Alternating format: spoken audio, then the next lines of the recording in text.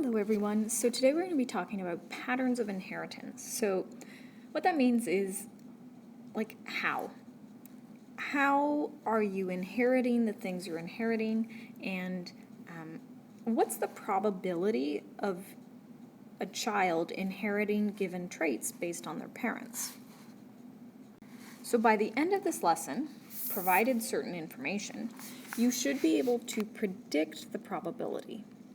When we're talking about probability, we usually are going to be putting it into a percentage.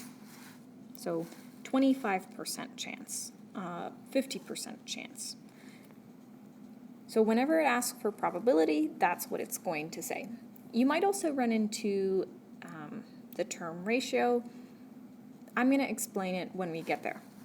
So before we can explain pattern of inheritance, we're going to talk a little bit about blending theory. So blending theory was an old theory that existed that basically describes how the combination of the parents' characteristics would be blended in the offspring.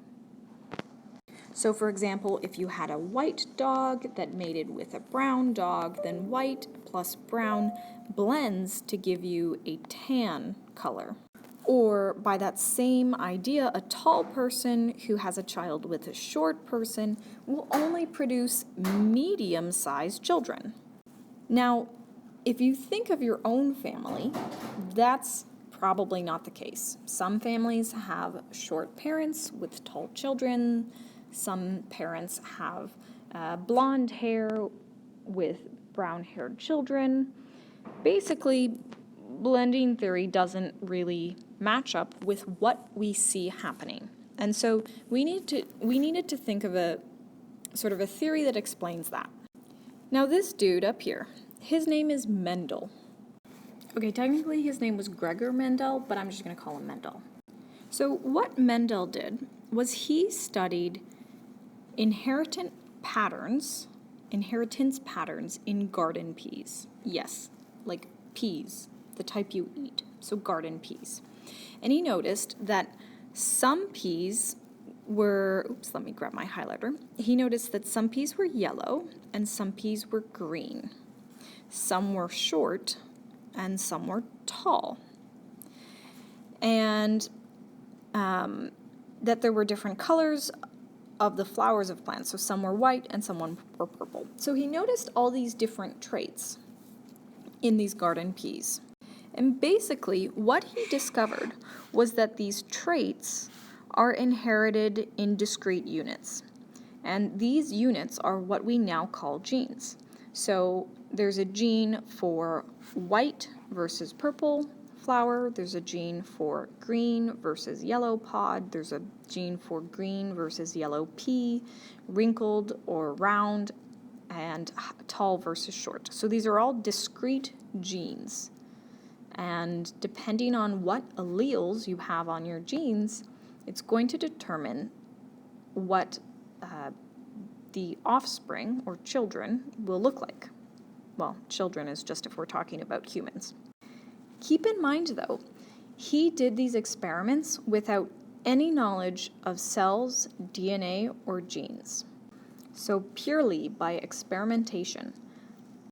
Now, if you recall our last lesson, we learned two pieces of information. We learned the term homozygous, and we learned the term, there it is, heterozygous. So hetero means different. So if we're looking at the alleles inherited by an individual, so the alleles meaning the letters, if the letters are different, then it's going to be heterozygous. So, for example, up here in our table, just pause it for a moment. Which ones are heterozygous? Pause the video if you need to. I want you to figure out which combinations, this, or this, which are heterozygous.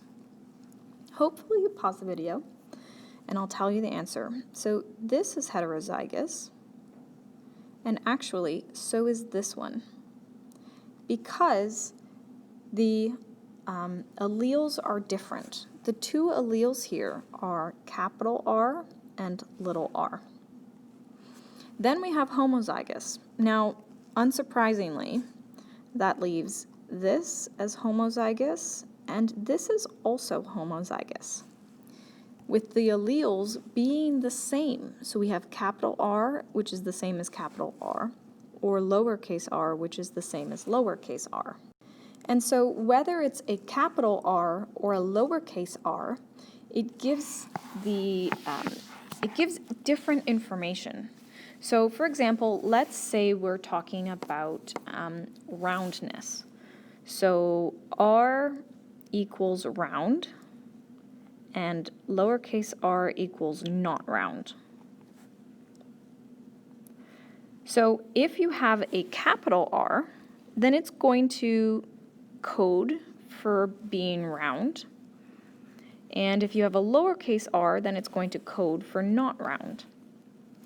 And in this case, the capital is going to be dominant, because capitals are always dominant when we're talking about these particular problems. And so in this case, when we have both a capital R and a little r, then this will end up being round. This will also end up being round because it has that dominant capital R. So here we're talking about genotype and phenotype, where the genotype are the sort of letters, what are the alleles, and the phenotype is what it will actually look like. So if we're talking about peas, then it's what it actually looks like. Is it round or is it non-round? So like I said before, when there are two different sets of instructions, so capital R, lowercase r, they're both there at the same time, so the instructions are both there. You can't have both being expressed. You can't have round and not round. So one is going to become dominant. So earlier I mentioned that round is dominant. And if I'm giving you questions, I'm always going to tell you, pretty much. Now here's an example when we talk about humans. So here we're looking at curly and straight. So one set, either curly or straight, will be dominant over the other set of instructions. And again, I'm likely going to tell you. So one will be dominant and the other is recessive. Here, let's take a look here. Just by looking at the phenotypes and genotypes, can you figure out which color is dominant or recessive? Is yellow dominant or recessive?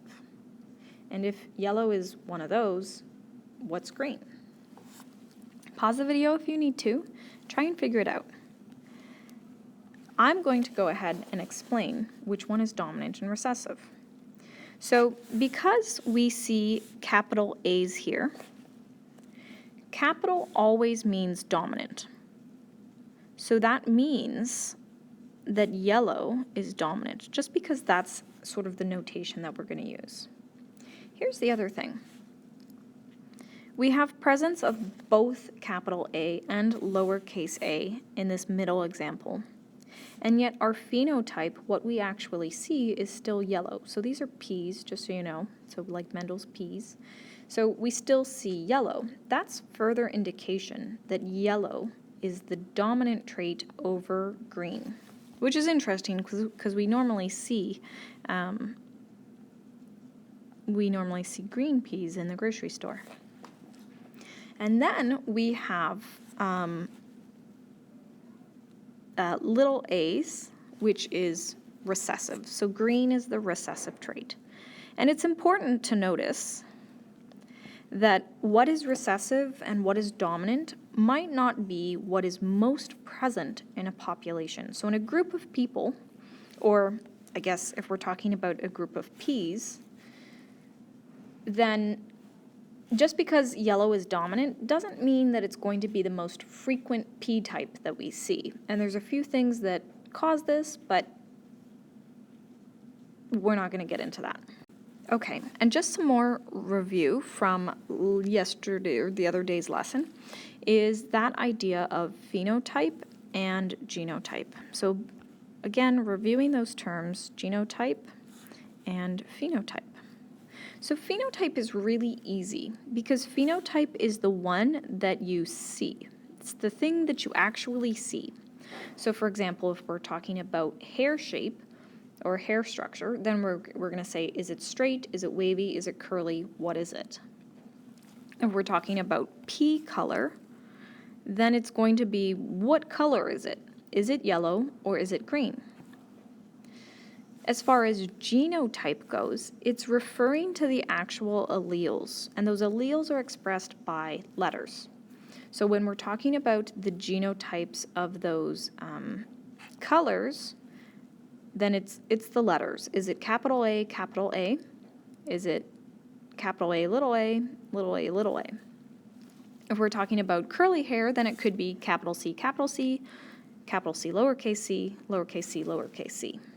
So this is all review from our past lesson. Let's practice a little bit. So right here, what you have is a table. This first row gives us the genotype of the person, and we're going to be looking at hair. Is it curly or is it straight? So those are our two options. And looking at the genotype, you need to determine what will the phenotype be for this individual. So someone who is homozygous dominant, will they have curly hair or will they have straight hair? Someone who is heterozygous, will they have curly hair or straight hair? Homozygous recessive, curly or straight? Pause the video, take a moment to figure it out. And then you can compare your answers to mine. Okay, I really do hope that you took a moment to pause. Now, I'm going to write out the answers. This is curly. This will also be curly. And this will be straight. How do your answers compare to mine? Are they right? Are they wrong? What do you think happened? Now, here's the thing. The question is why? Why did I write those down? The reason is, here we have, oops, I don't want highlighter. Here we have capital C. And my instructions tell me that anytime I see a capital C, it's going to be curly. And so I see a capital C there, and I see a capital C here, so that tells me that it's going to be curly. Now, just like capitals are dominant, lowercase letters, like this lowercase c, is recessive. In order to see, as in observe, have the visibly straight hair, you need to have two lowercase c's in order to get that straight hair. It's pretty easy. Anytime you see that capital, you're going to get that dominant characteristic. Anytime you're missing that capital, you're going to have that recessive characteristic, which in this case is straight hair. So I started this lesson by explaining how you will be able to predict the probability of the offspring to have a certain genotype or phenotype. And we do this by using a Punnett square. Let's see, where is it? Punnett square. Punnett squares are just a way to organize thinking. Oh, and it looks like I misspelled Punnett. I think there's supposed to be a second T. Not that it matters too much. So there's supposed to be a second T. Now, let's do a sample problem together. So a father is homozygous. So what I like to do is I like to rewrite everything because word problems are tricky and sometimes details got lost. So if he's homozygous, zygous, there we go, for curly hair, then that means, if you recall from our last problem, that C equals curly and capital C is dominant, and C equals straight. So we do have to remember that from last problem. So homozygous curly. Homozygous means the same, and because he has curly hair, I know he's capital C. And because he's homozygous, which means same, I know he has 2 capital C's. So that's really important. That's a really important step, figuring out what is the genotype of the father. So this is his genotype.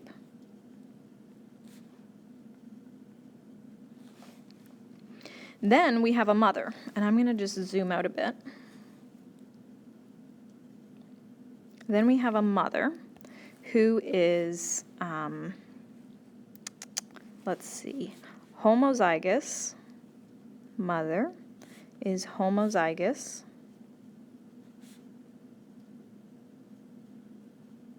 for straight. So she has straight. And remember, if she has straight hair, that means she must be lowercase c, lowercase c. So now we know the mother's genotype. So I'm going to carry this information over here and make our little Punnett square. So father genotype is capital C, capital C. Mother is little c, little c. So when I say Punnett square, I literally mean square. So I'm going to start by making a 2 by 2 square. Okay, and what this is these boxes will represent the offspring or the children. And I need to split up the alleles, okay? So father can donate either a capital C or a capital C. And I'm going to put those over here. Maybe I'll color code it for you. Okay, so this is capital C and this is capital C. So they're the same. Those are both fathers. Mother can create a lowercase c or a lowercase c. So these are our gametes. If you recall our happy little sperm, trying to move this over here. Uh-oh, that's not what I wanted to move. There we go. Okay, so if you recall, father is going to create sperm. Here's my little sperm. And mother will create an egg. And each of these are going to contain 23 sets of chromosomes, and on one of those chromosomes is going to be the gene for curly hair. And they're either going to get, if we're talking about the father, we're going to get a capital C or a capital C, so not much choice there from father. Or if we're talking about mother, we're going to get lowercase c, lowercase c. So again, not much choice from mother. So I'm going to put mother up here. So you can see that I have placed one allele beside each box, sort of. Okay, so we have C, C, C, C. Father together, mother together. And maybe we can just highlight this is mother and this is father. Okay, so they're color coordinated. Now all I have to do is fill in the box. So what I'm going to do is anytime this is beside a box, I'm going to put a C. And I notice that it's also sort of beside this box. I know it's not like really beside it. And then I'm going to do the same thing down here. So if you have done foiling in math or like rainbow rule, it's kind of like that. Now, because this one is up here, it doesn't get applied to down here, but because it's a repeat, effectively it does show up there. And then I'm going to do the same thing down here. So this gets a C, and I can drag that down here too. So that gets a C. And if I drag that down, I get a C, and I can drag that down and get a C. So basically what I've done is I've filled in this box just to clear it up a bit. And in each case, I have a baby that is going to be heterozygous. Let's zoom out a bit. My baby is going to be heterozygous.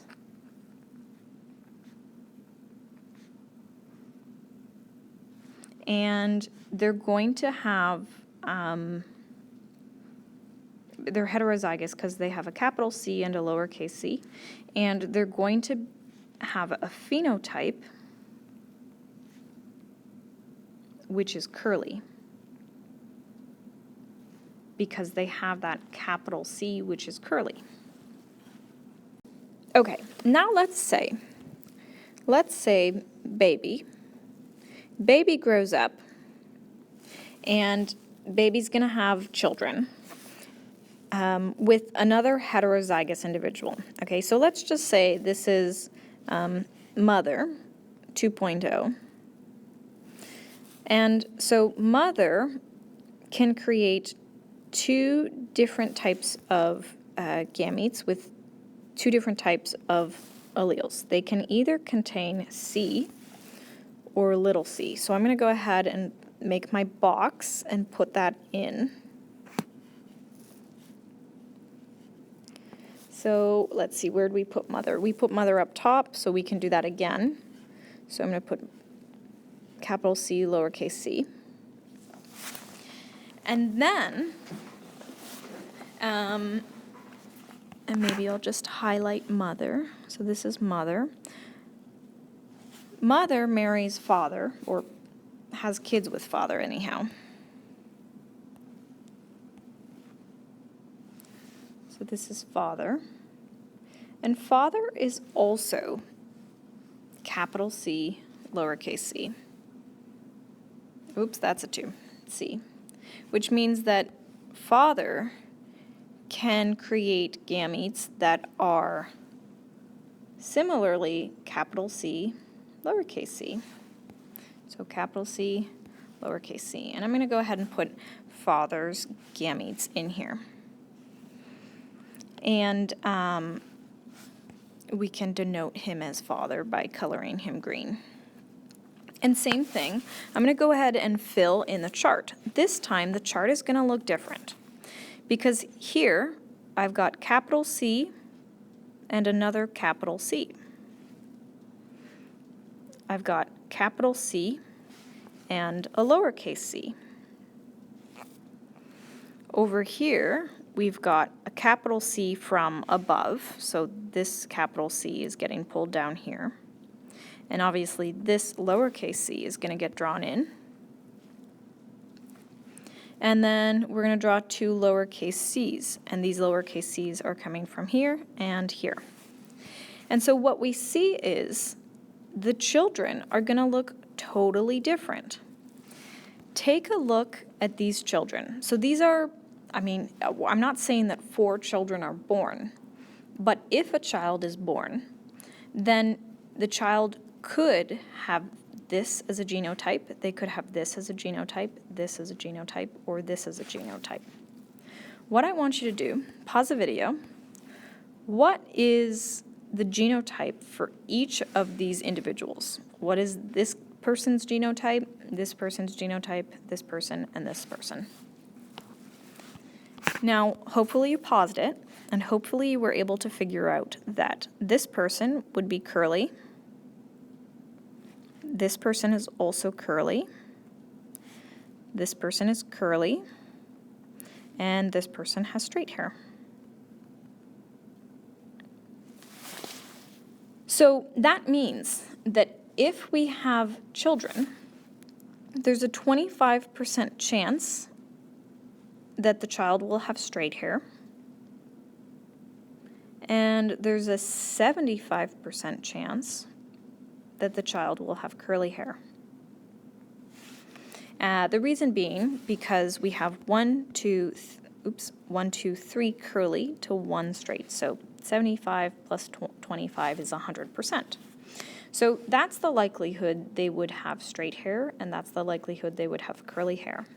We can also do that same thing with, I can't move it. There we go. We can also do that same thing with genotype. So there's a 25% chance that they're going to have a genotype of CC. Lowercase cc. CC. There's a 50% chance that they're going to have a genotype of CC.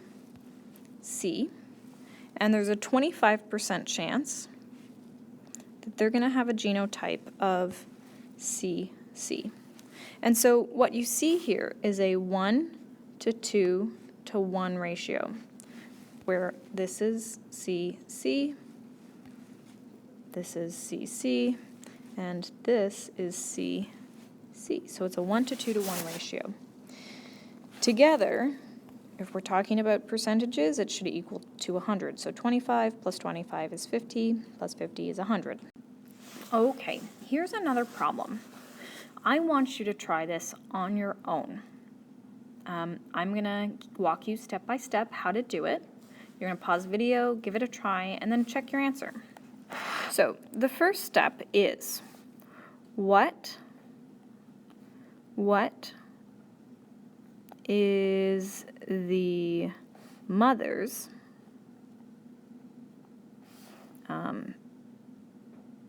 genotype?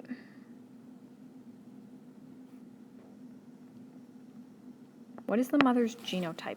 Pause the video, figure it out. I will tell you that the question tells us the genotype. So a woman has eye cataracts in the lens. This is a dominant trait, and she is homozygous. So it's telling us that she's the dominant trait for E, and she's homozygous. So homo meaning same, so she must be capital E, capital E. Now, my next question is, what is the phenotype? Pause the video if you need to. Again, the question tells you she has eye cataracts. So that's the phenotype, cataracts. Okay, next question is, what is the father's genotype? And I've written it there. What is the father's genotype? And you know what? While we're at it, what's the phenotype? Pause the video, figure it out. Again, the question is going to tell you. It says the husband is homozygous and normal. So E, and his phenotype is going to be normal, so no cataracts, which is good. Well, for the father anyhow. So next step is setting up the Punnett square. So what you're going to need to do is draw that box,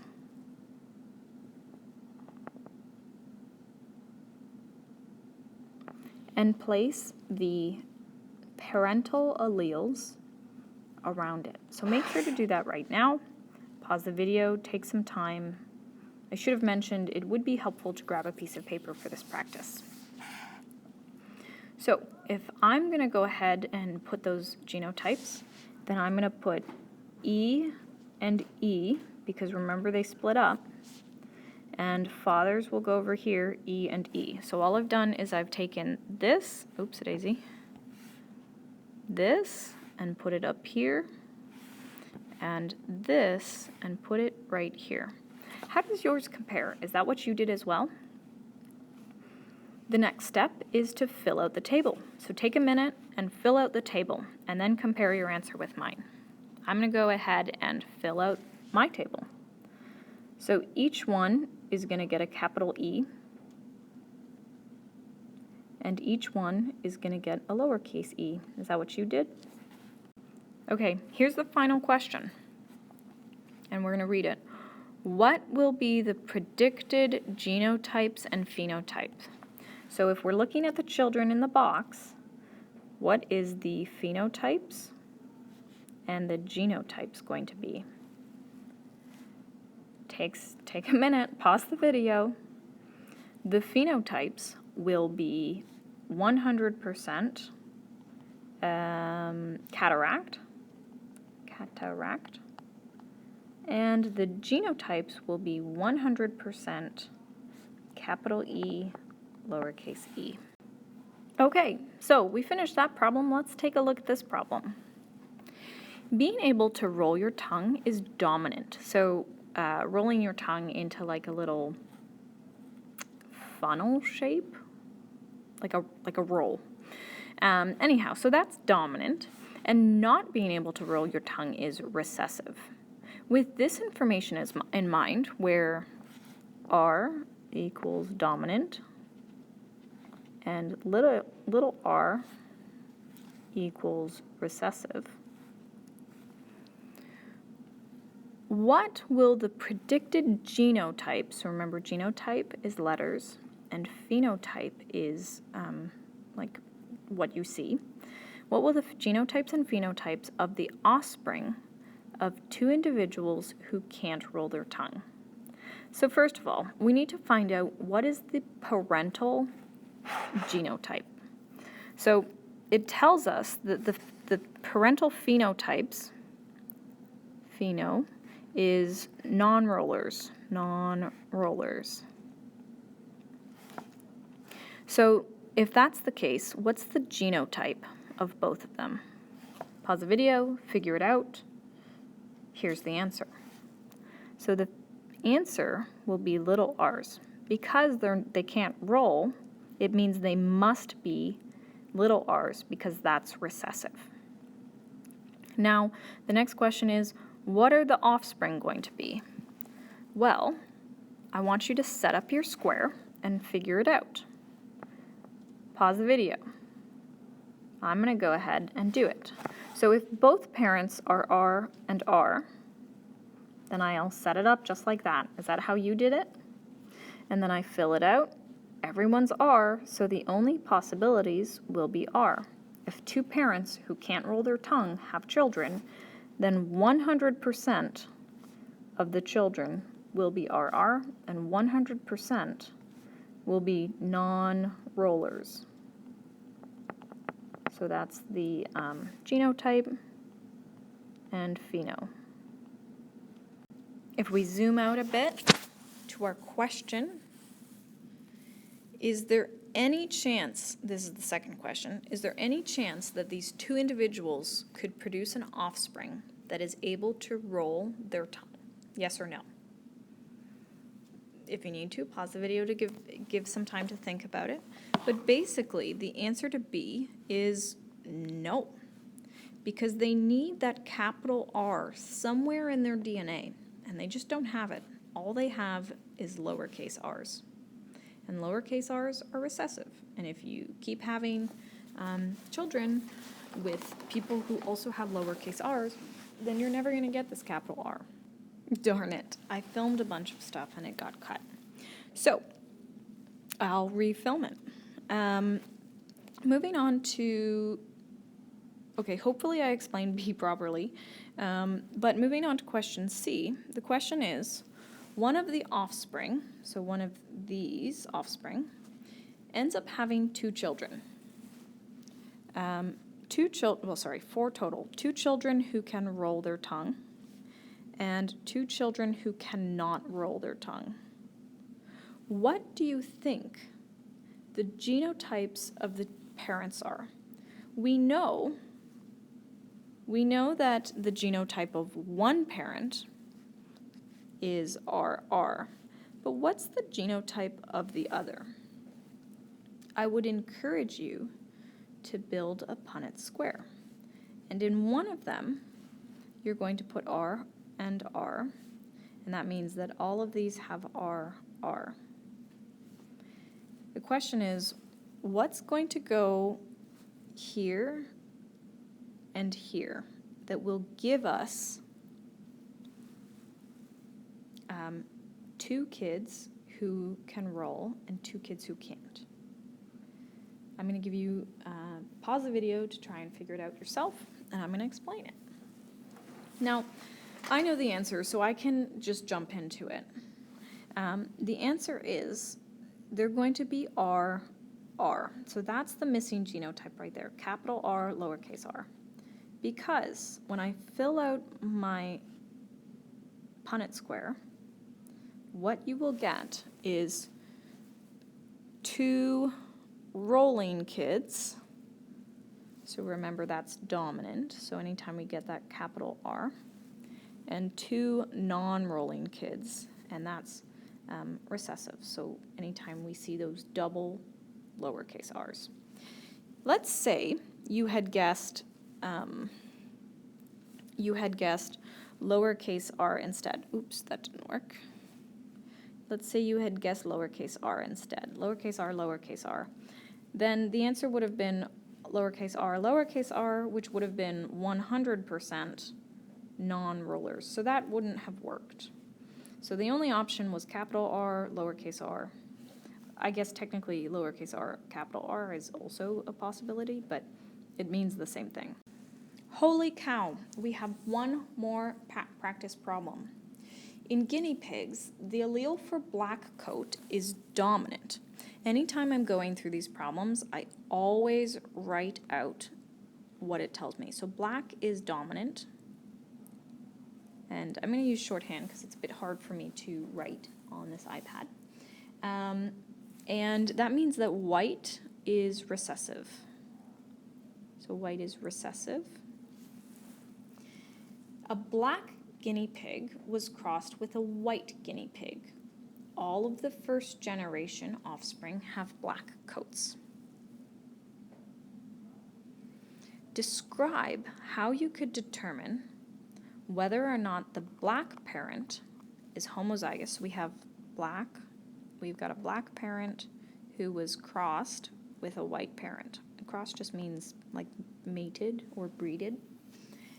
So black with white guinea pigs were crossed.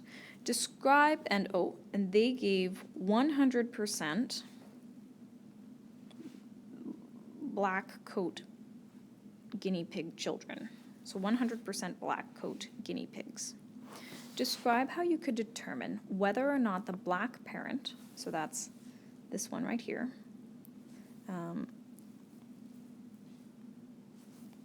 how can you tell if the black parent was homozygous, so homozygous or heterozygous? How would you be able to tell? If you had to choose, is it going to be this one or this one? Pause the video, figure it out. So, because the offspring are 100% black, the only possible answer is this. Let's prove it with a Punnett square. So, if we draw our Punnett square, okay, if we draw our Punnett square, and one of our guinea pigs is white, so then it's going to be little b, because white, if dominant is capital B, then white will be little b. So little b, which means all of these will get a little b. In order for them to be 100% black, they are all going to need a capital B. So if both of those need a capital B, this has got to be a capital B. This has to be a capital B, then this will have to be a capital B. So it has to be this one right here. Now, if 10, we have 10 offspring. If we have 10 offspring, how many would you expect to be black if the parent was actually this? Set up a Punnett square to figure that out. And then check your answer with me. So I'm going to go ahead and do that Punnett square as well. Because the best way to make sure that you have those ratios correct is to actually set up a Punnett square. So I know that one of my parents is going to be white, so they're going to be BB. And the question just told me that the other parent is going to be big B, little b. So if I fill this out, that's going to be black, that's going to be black, this is going to be white. So 50% will be black. If 50% are going to be black, what is 50% of 10 offspring? Here's another good video to pause, or time to pause the video. 50% of 10 is going to be 5 guinea pigs will be black.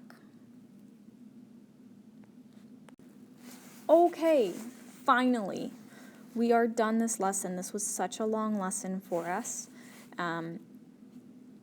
Like I said at the beginning, the end goal is being able to predict how likely are you going to see a certain phenotype or genotype in the children. So for example, that last question, we knew that it was going to be 50% black if we bred certain guinea pig parents. So I know it's a long video. I encourage you to go do the practice problems as homework. If you need to, go and redo these practice problems. And please, please, please let me know if you have any questions. And good luck.